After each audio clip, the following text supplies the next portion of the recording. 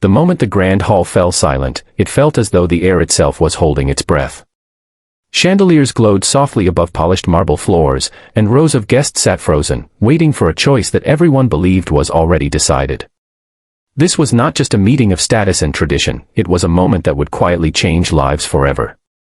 At the center of it all stood a man of power and a family desperate to secure its future, unaware that the simplest act of honesty was about to disrupt everything they thought they knew. Before we go further, if you believe in kindness, second chances, and stories that remind us that true worth goes deeper than appearances, please take a moment to like this video, share it with someone who needs hope, and subscribe to Kindness Corner. Also, tell us in the comments where you're watching from. Your support helps these stories reach more hearts around the world. The Duke, named Alaric Hawthorne, was known across the region not only for his wealth but for his quiet principles. He had inherited a vast estate, generations old, along with a reputation for fairness that felt rare in elite circles. When he arrived at the Whitmore estate that afternoon, everyone assumed his purpose was simple. The Whitmore family had 2 daughters, and tradition dictated that alliances were formed through appearances, prestige, and social approval. The elder daughter, Celine Whitmore, was admired everywhere she went, her beauty praised, her confidence celebrated, her presence always noticed. The younger daughter, Mara Whitmore, stood just a step behind, often overlooked, her calm nature mistaken for insignificance. Mara had learned early in life how invisible someone could become without ever leaving the room. She carried herself with quiet dignity, never demanding attention, never interrupting conversations that flowed past her like she wasn't there. While Celine was guided toward ballrooms and admiration, Mara found comfort in the estate's gardens and libraries, learning to listen rather than shine. Their father, Aldrich Whitmore, a man deeply concerned with reputation, believed success was something that could be displayed, not something that grew quietly within. As preparations were made for the Duke's visit, the household buzzed with unspoken expectations. Every glance, every carefully arranged detail pointed toward Celine. Mara noticed it all, yet she said nothing. Years of being sidelined had taught her that silence was safer than hope. She did not resent her sister, but she understood her place, or so she believed. When the moment came, Aldrich Whitmore guided the Duke through the hall with practiced confidence. He spoke at length about family legacy, prosperity, and the importance of outward excellence. Without hesitation, he gestured toward Celine, presenting her as the obvious choice. To him, the matter seemed settled before it had even begun. But Alaric Hawthorne was not listening to what was being offered, he was observing what was being revealed. He noticed how Celine smiled effortlessly, accustomed to admiration. He also noticed Mara, standing quietly at the edge, hands folded, eyes thoughtful, neither seeking attention nor shrinking from the moment. There was a stillness about her that did not come from weakness, but from self-awareness. As the room waited for his response, Alaric felt something unexpected, a sense of clarity. He had seen countless polished faces and rehearsed virtues throughout his life. What he rarely encountered was sincerity untouched by performance.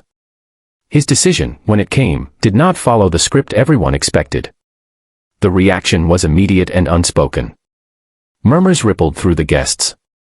Aldrich Whitmore's confidence faltered, his carefully crafted plan cracking in plain sight. Celine remained composed, but surprise flickered briefly across her face. Mara, meanwhile, felt time slow. She was not prepared for attention, least of all this kind. Her heart raced, not from excitement, but from disbelief. In the days that followed, the estate buzzed with speculation. Why would a duke choose the daughter no one praised? Why turn away from perfection as others defined it? Some whispered theories, others doubted the decision entirely. Mara felt the weight of judgment pressing on her from all sides, yet something within her remained steady. For the first time, she was not being chosen despite who she was, but because of it. As arrangements were discussed and plans formed, Alaric took time to know Mara beyond appearances.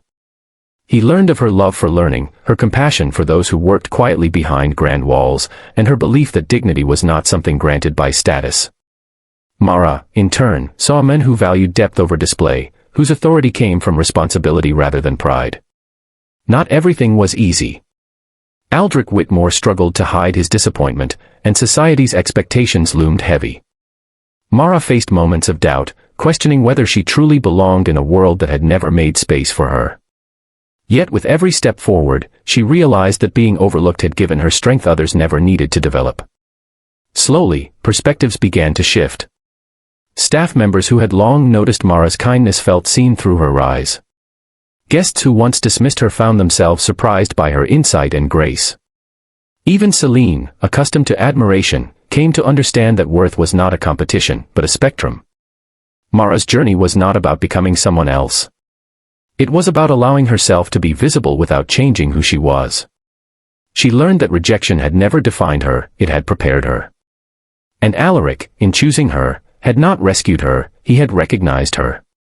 As the seasons changed and the story spread, the tale became less about a duke's unexpected choice and more about the quiet power of authenticity.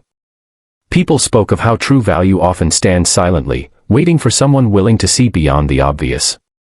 If this story is touching your heart, please pause for a moment and engage with it. Like the video, share your thoughts, and let us know if you believe kindness can change destinies. Near the end of the celebration that marked their union, Mara looked around not with triumph, but with gratitude. She had not been chosen because she fit an image, but because she embodied something real. And that realization, more than any title or recognition, was her greatest reward. Before this story ends, we have one special request. Please comment the word "seen" if you believe that quiet hearts deserve recognition too. Because sometimes, the most powerful choice is not the one everyone expects, but the one that finally sees the person who was always there.